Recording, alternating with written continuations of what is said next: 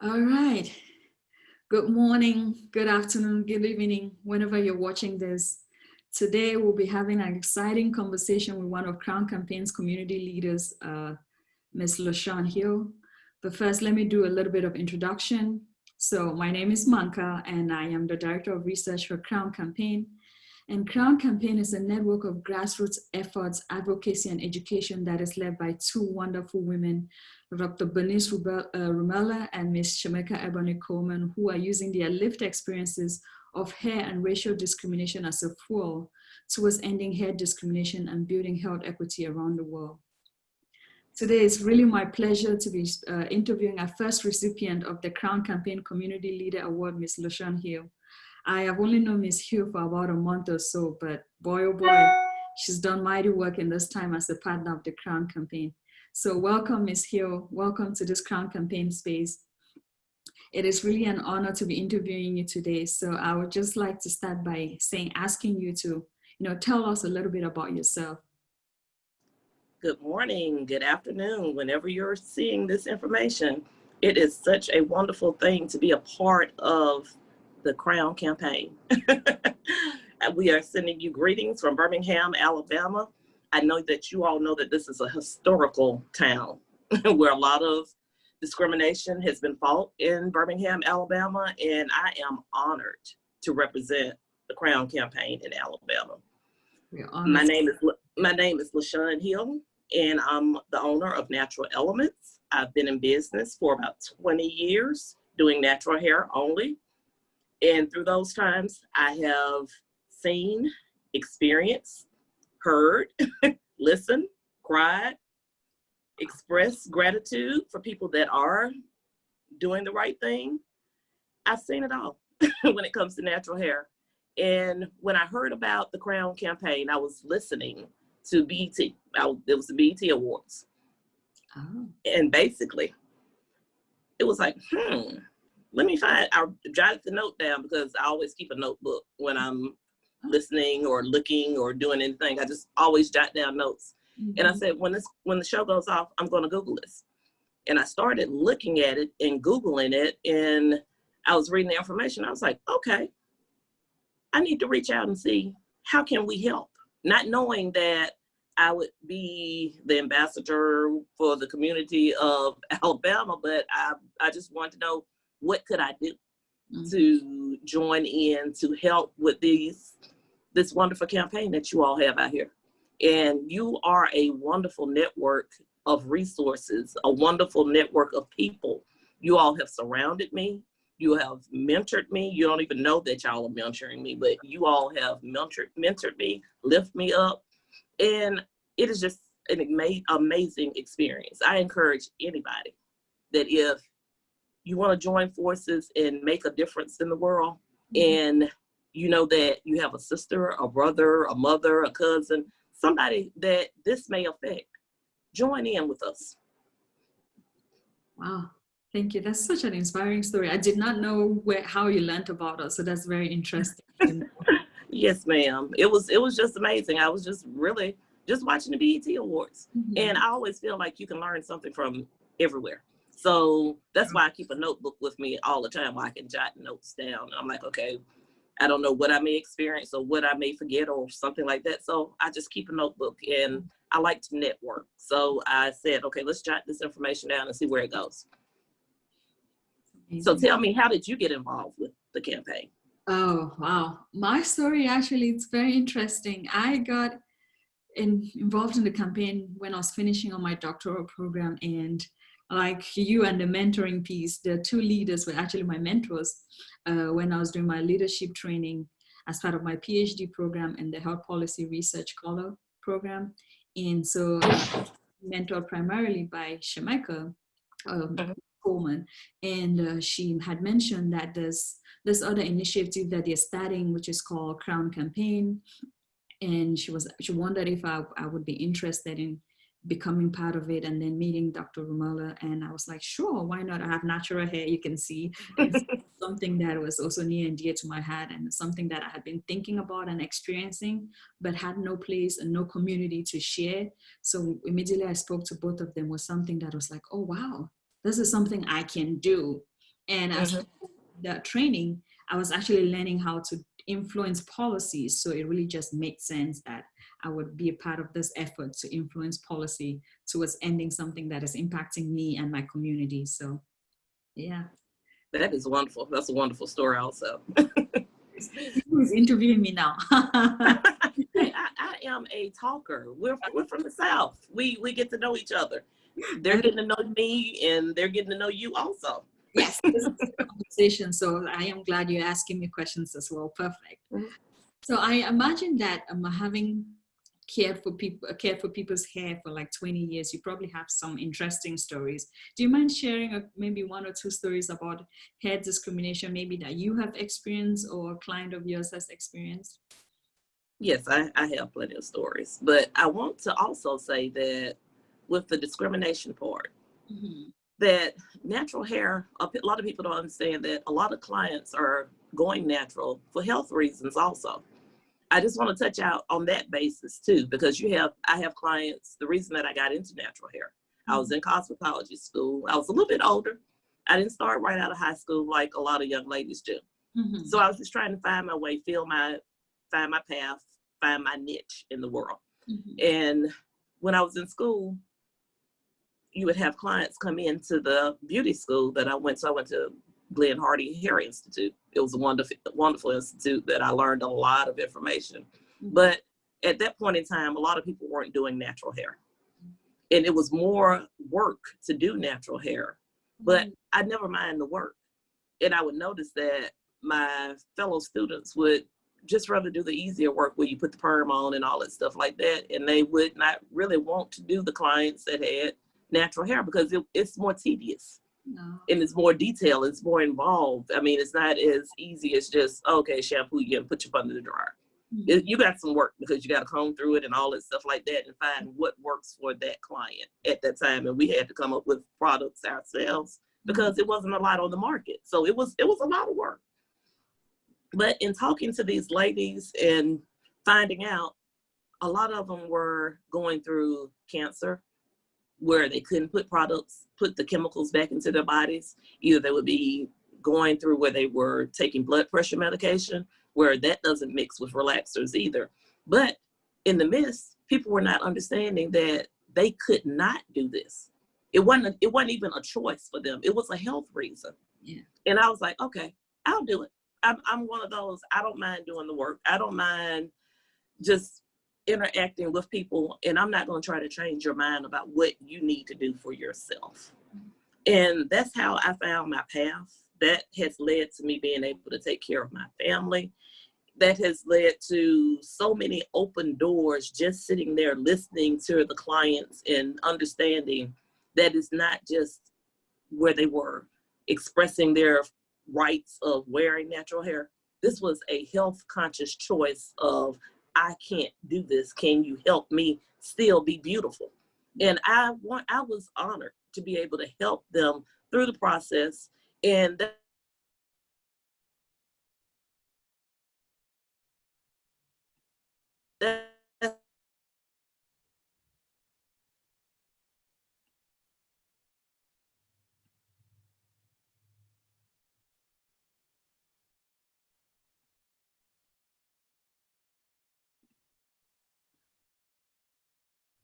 and basically, it is just so much out there. If people just want to be able to express and they just want to be able to be heard. And I would hope that in the natural hair salons, especially, you have an ear to listen, because there is so much going on out there that we're fighting a fight where people are looking at us a certain way and we can't even get in the door. So you know that they need to express what's going on with them somewhere. And I am honored to be that sounding board, to be that natural networker, to connect people with people. And I always ask clients, where do you work?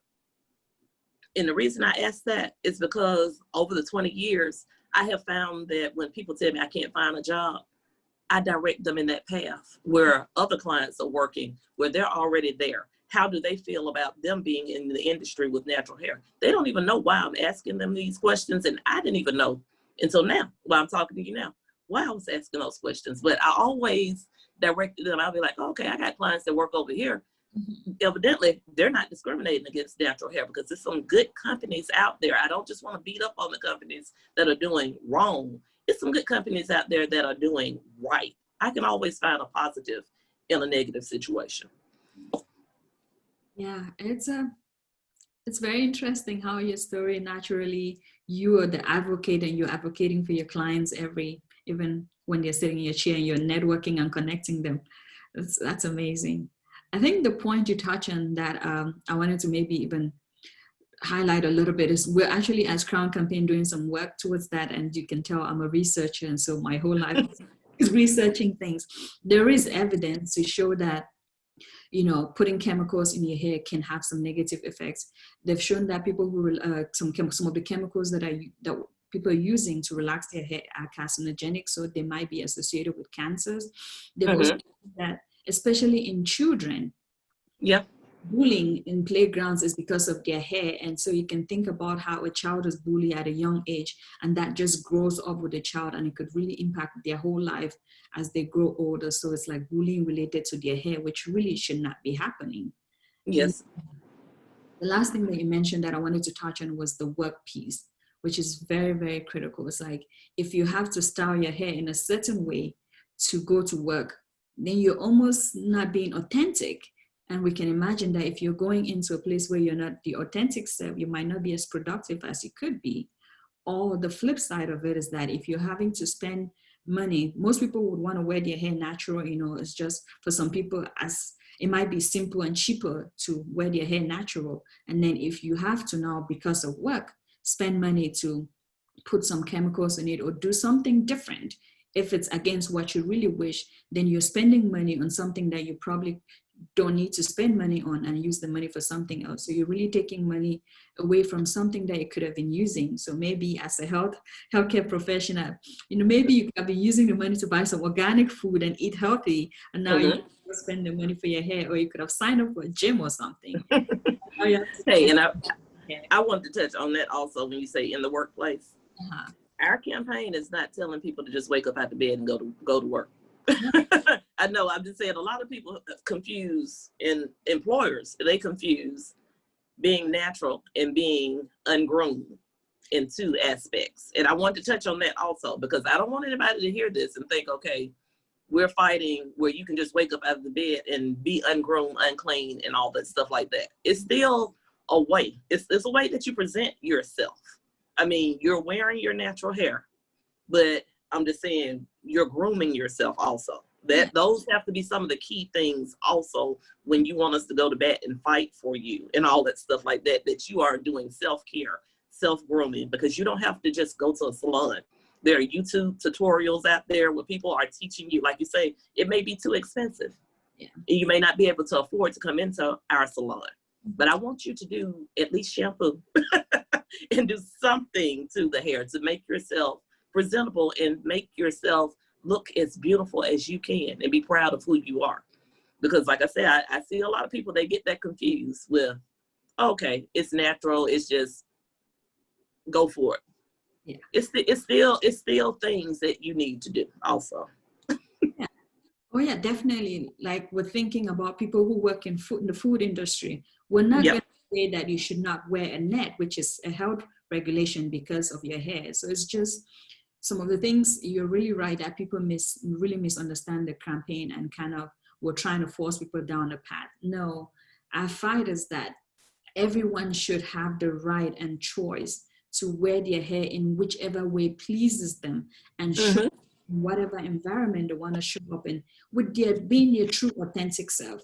From head to toe, you want to look presentable, but however you choose, you don't want to have your hair relaxed if that's not what you really need or really want to do. So yeah, I definitely agree with you there. People misunderstand our fight and our struggle. Hey, and one thing that I think that will help us in Birmingham, Alabama, our governor passed a bill about the mullet being a God-given right to be able to wear your mullet. Oh. And I thought that was very interesting. So I feel like really we have a lot of grounds to be able to fight to say, okay, if it's your God-given right to wear a mullet in Birmingham, Alabama, in the state of Alabama, we were the first state to pass the mullet law. I don't know if you've heard about it, but it's just very interesting, and it's not funny, but that gives us ground to be able to stand on also. Oh, And yeah. I was just proud to be able to do that research, and I'm like, okay, wait a minute now. Well, if you can wear a mullet and you feel like that's your Southern God-given right, we want to make sure that we have our God-given right to wear the hair that we were born to wear. Yes, yes. Yeah, that's definitely research that is very critical in the work that you're doing. So I'm glad you found that out, and I look forward to hearing more about the work that you do towards getting the statewide policy enacted. So maybe let's take a step back and talk about the Crown Act, and maybe if you can tell us a little bit about why you think the Crown Act itself is important, that would be. The reason I think that the Crown Act is important is that you touched on the kids. Normally when I'm doing these different things, I told you I have a family business. I've always taken my kids with me, and now I have my grandkids. I have them with me, because that's how you learn how to be productive in the world. It's by interacting and doing these different things also. Yes. I have a young lady you will see a lot with me. Her name is Kalia Spears. I call her my little bit of glitter. She sparkles glitter everywhere she goes. But I have always made it a habit of telling my kids how beautiful you are. I keep everything in a positive realm, lifting them up. And there's so many people out there, they don't get that. One little comment can stick with you for years, and you end up in therapy for years. And that's one thing that we wanted to establish down here in Alabama with the Crown campaign, is that we get you the resources. We can get you in touch with people. If you have been discriminated against, you may need a little therapy. I have contacted a few therapists. I have contacted a few attorneys to be able to direct people in the right direction. Like I said, I'm a natural networker. And basically, I like to connect people to where they need to be to get the help that they need to get. It's not just about the job, because once you get the job and you've been discriminated against about 20 companies already, you may need to feel a little bit better about yourself. And it may be beyond what I can tell you in my chair. I know that hairstylists are therapists, but sometimes it's deeply rooted, because in our own families, you can hear people talk about your hair. I mean, a lot of times when we were starting out, family members didn't want family members to do natural hair. And a funny story while we're talking, my grandparents, they gave me the seed money for my business, but my grandmother never liked natural hair like that. It was funny. She believed in me. But as far as wearing my hair like that, as she say, from a Southern point of view, no, she was one of those that she went to the beauty parlor once a week and sat up underneath that dryer with those rollers under her head, and her hair was soft and silky and stuff like that. And it was naturally soft and silky. She didn't have to get a perm.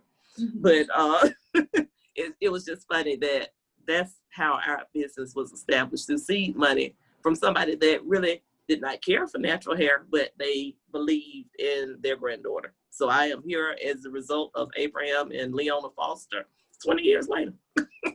But the Natural Crown campaign is helping our business stay in business, because if you can't wear your natural hair, what are we going to do? If they can't come in to get their natural hair done and they have to hide it up on a wig, that's not going to be around too long.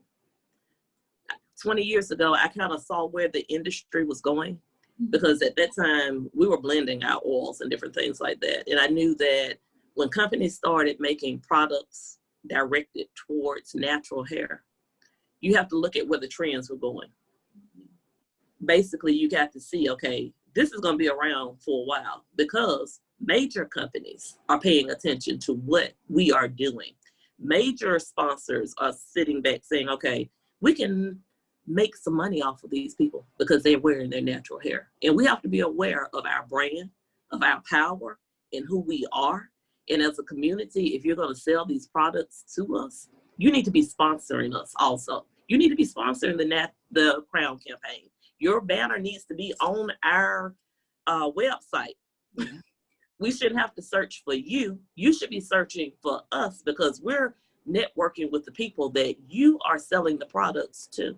So I put that challenge out there for all these companies that have these natural hair products and have all of these things going on out there. You need to be contacting us. You need to be reaching out to us and saying, okay, how can we help? keep this going, because if you're not able to wear your natural hair to work, we're not selling any products out there.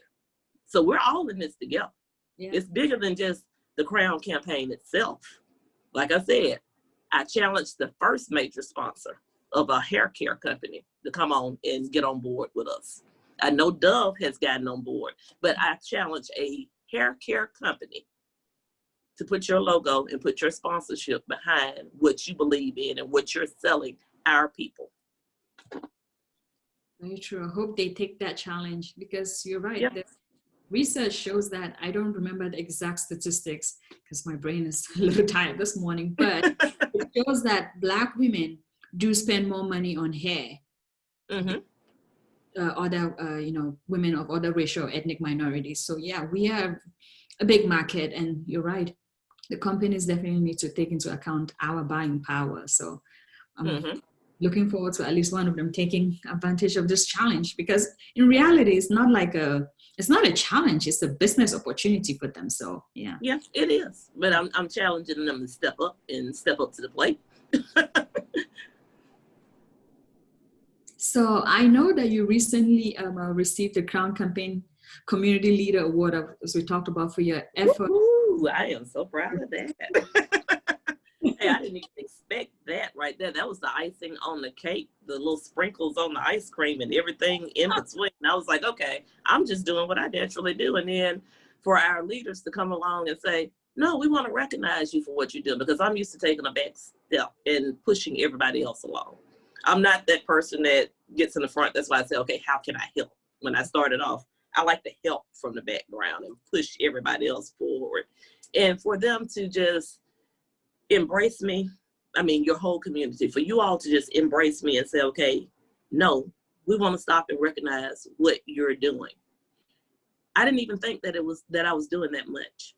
No, I just did what I naturally do, and it flowed and it worked. I feel like anytime that I do what I naturally do, the doors will open immediately. It's no pushback. It's no resistance. Things just happen when you put your heart and your soul into something. So I wasn't looking for any recognition. I wasn't looking for any of that, but for them to reach out and say it, we appreciate what you did. Those words meant the world to me.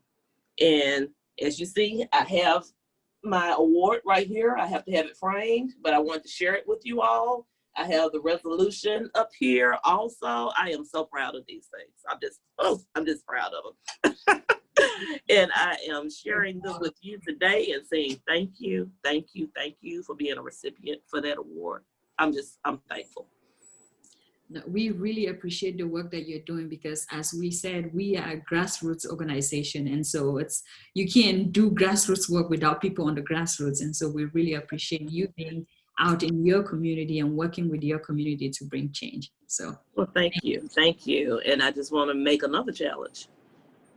I have a client, and we were sitting up talking before I actually reached out to you all. We were talking about Black Lives Matter.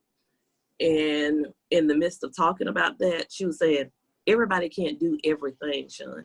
She said, if everybody joins something, all of the pieces will come together. And that's what made sense right there. She said, everybody needs to work on something and we'll be a complete whole in the end. Yeah. When you find your niche and you find out what it is that you need to work on, your piece will lock in with the other piece, what other people are working on. So it's so much stuff out here for all of us to do. Yeah. It's opportunities out here for all of us to come and say, okay, I'm going to work on Black Lives Matter. I'm going to work on Crown Campaign. I'm going to work in this area right here. But in the end, our little spider webs, they are constantly, we're working them and we're networking and we're coming together, and we don't know where it's going to come together at the end. But I guarantee you, if we continue to work together and work with people that are out there willing to do the work, it's going to be a wonderful thing in the end. And I want Birmingham to be in the top 10 of something good that's out there. A lot of times we are not in the top 10 of something good that's out there. So I would love for us to be one of 10. Mm-hmm. It's 7 states now that have passed it. Yeah. But my goal is I want to be in the top 10 of that.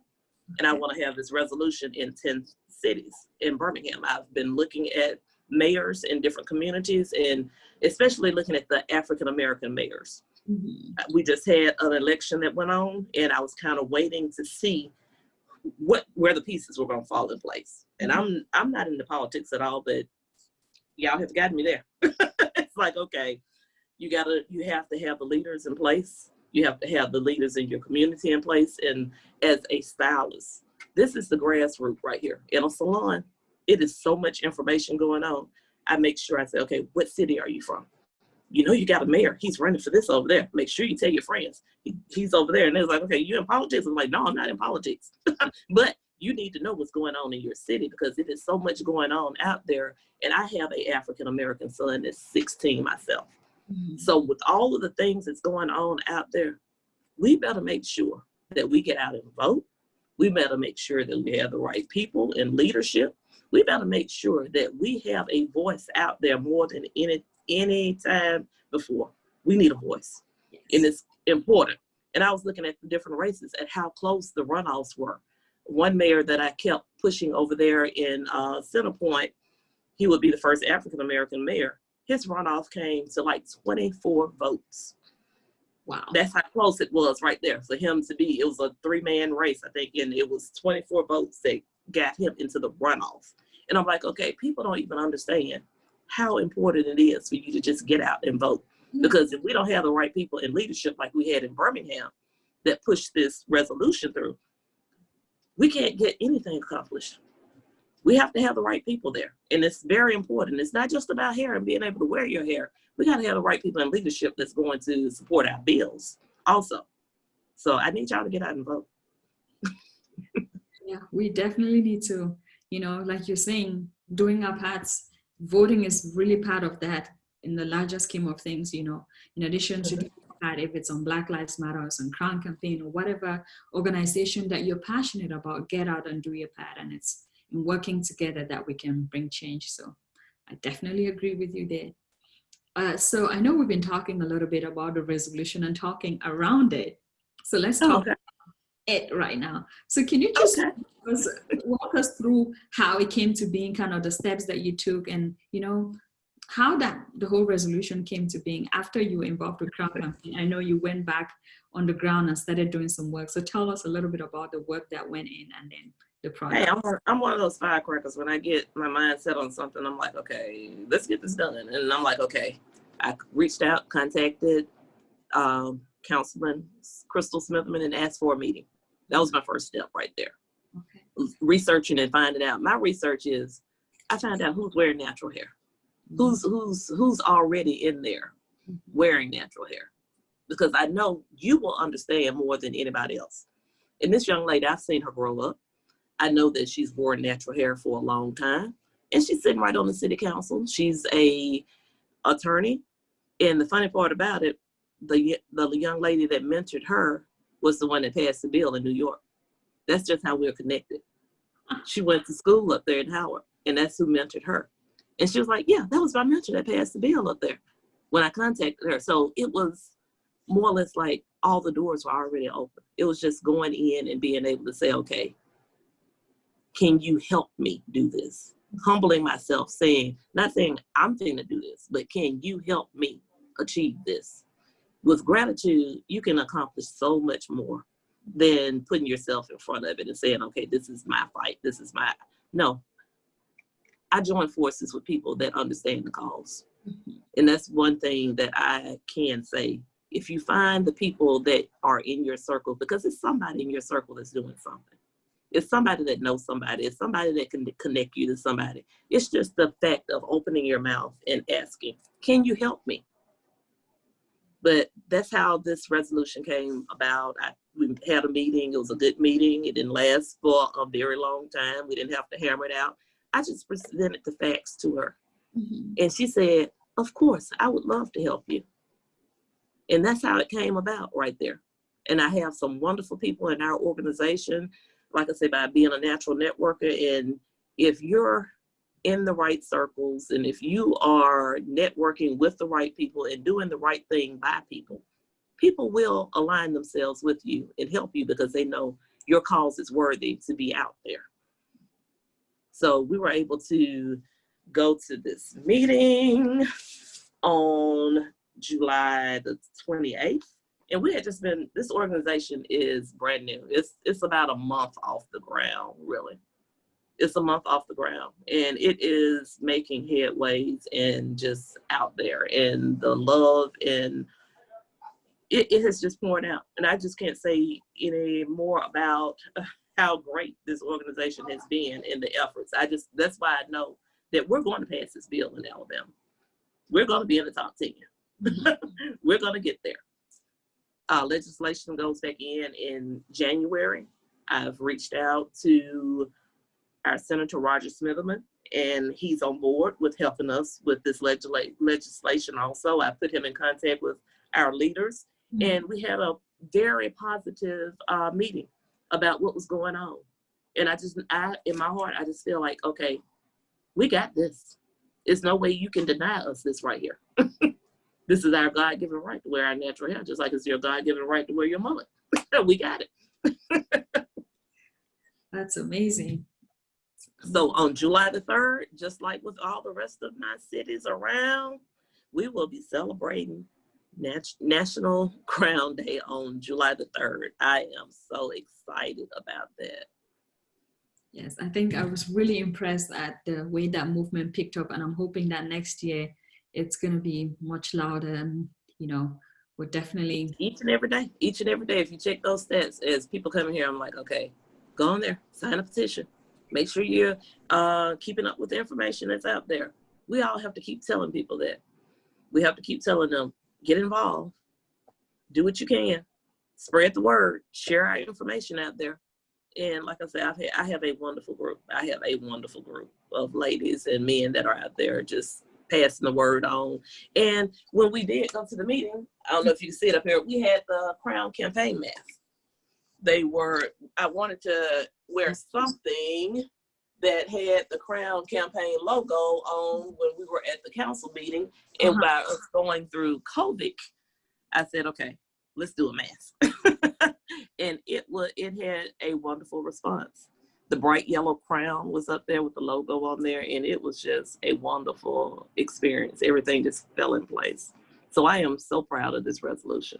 I am so proud of that natural community that's out there, that's working to do the things that we need done out there. And I am proud to be a part of this organization. Very proud. We are very, very proud of the work that you're doing. And I just wanted to, maybe while you're talking, I was writing down some steps, kind of people who like to understand things in kind of how you go. I think it was, you did your research a little bit and figured out who could be an ally, like the person was wearing natural hair. And then you set up a meeting with them, with that ally.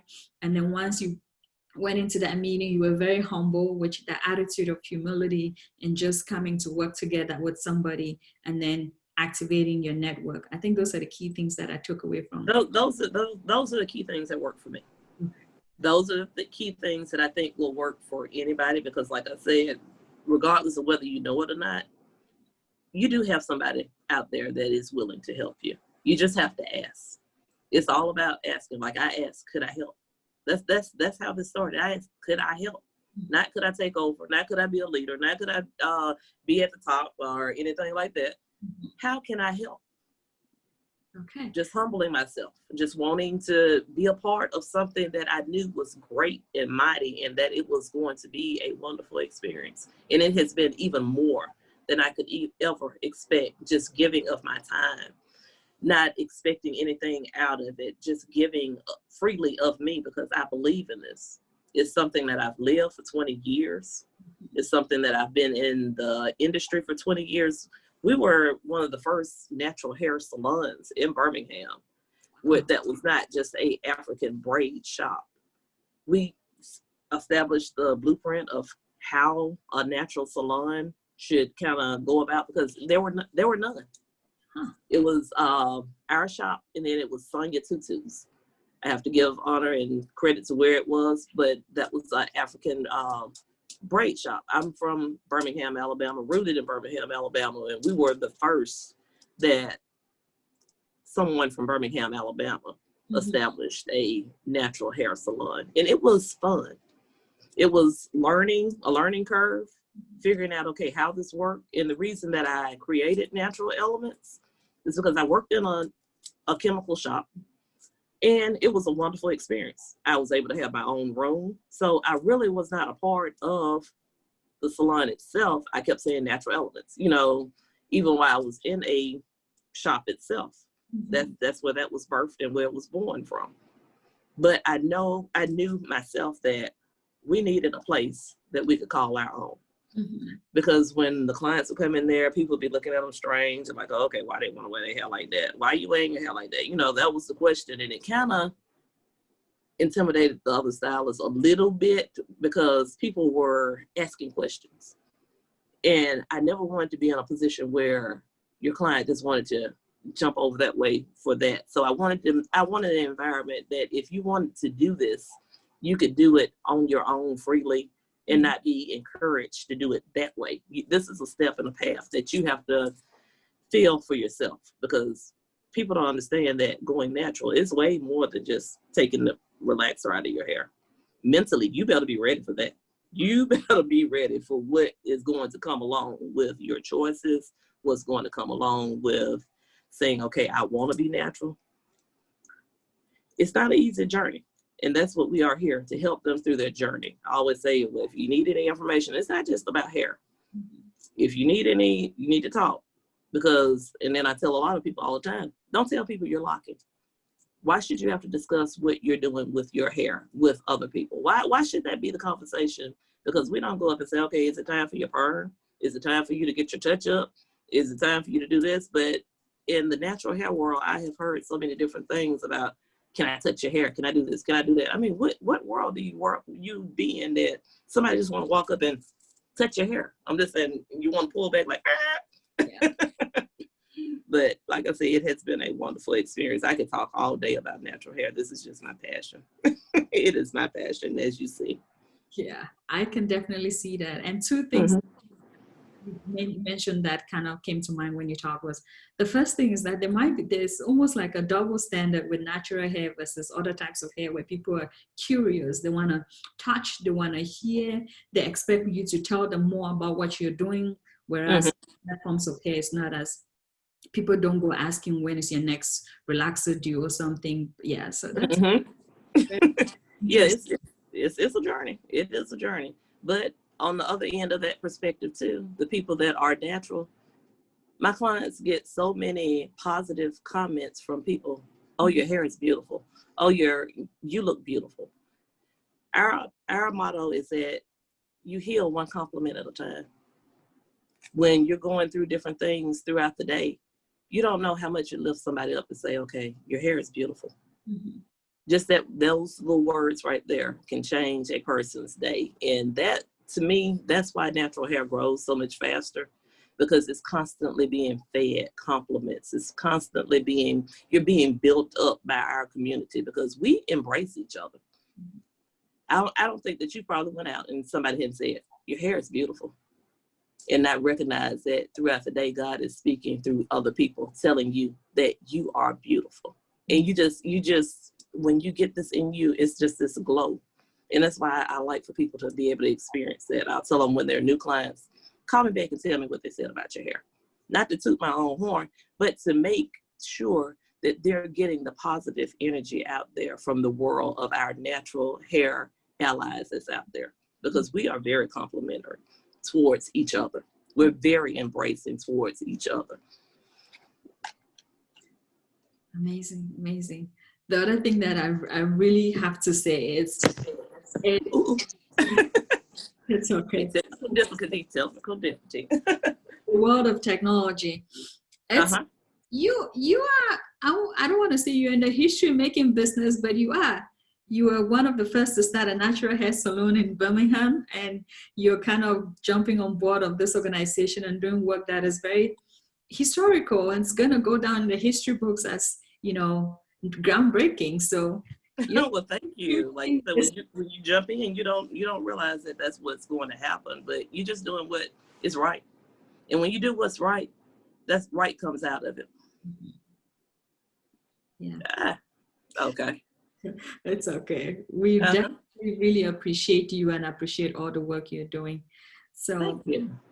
I guess, wow, it's been so much fun. I didn't even realize that we're coming towards the end of our questions. I guess the last question I have for you is in trying to think through for other people who are about to get involved in this movement, you know, if there's any advice that you can give them.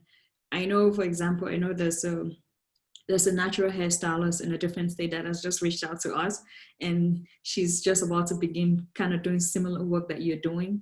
So Uh-huh. maybe what kind of advice do you have for people who are just about to jump on and start doing some work, if there's any tips that you have for them? Use your resources. You have a wonderful source of resources that walk in your door every day. When people come through our salon, it is never about hair. The hair drives them into the salon, but it's always another reason why they're connecting with me. Mm-hmm. It's never about, okay, establishing a client and stuff like that. It's about connecting the dots together. So if you're in that position right there of being a natural hairstylist already, you have a wonderful Rolodex of information right there at your feet. Mm-hmm. Already, right there at your resources. Take advantage of those gifts that God has already given you and use them in the correct way, and you will always be successful. Wow, amazing, amazing, amazing. Thank you so much for talking with us. And Oh, I, thank you. Thank you for having me here today. I am pumped up. I am ready. And like I say, I challenge you all to join the Crown campaign. We need everybody's help out there. yeah, we definitely need, it's a grassroots organization, so we definitely need the grassroots to come on board, and we working together will definitely make a change. I know Ms. Hill has already shown you all her award, but I just wanted to go ahead and actually read. We're going to add it to the video after, but I was going to read what exactly it says. So the Crown Campaign Community Leader Award. This certificate is awarded to LaShawn Hill for your expeditious efforts, exemplary leadership, and service in boldly taking a stand in making a change for Crown in your community through passing of the unanimous resolution for Crown in the city of Birmingham, Alabama, given on the 30th of July, 2020 by Dr. Bernice E. Rumala, Ms. Shameka Ebony Coleman, Dr. Manka Nkimbeng, and Ms. Crystal Monique Richardson, and Carla Arroyo. And these are all people on the Crown campaign team. And here, we're very, very proud to be working with you. We're very, very proud to partner with you. And we can't wait to see what you're going to do in Birmingham. I think, well, not only in Birmingham, in the whole state, we know that you're going to do things in that state towards helping the community. So we appreciate. Thank you. Thank you so much. I am humbled to receive this award, and I just want to say thank you. And I think everyone, this is the end of our conversation with Ms. Hill. So please go on our website, crowncampaign.com, to learn more about our activities and how you can get involved. And like Ms. Hill has been saying, you know, just come on board. We need people. We need you all to be able to get this going, get change in our communities, and be our authentic selves. So thank you, everyone. Thank you. Bye from Birmingham, Alabama.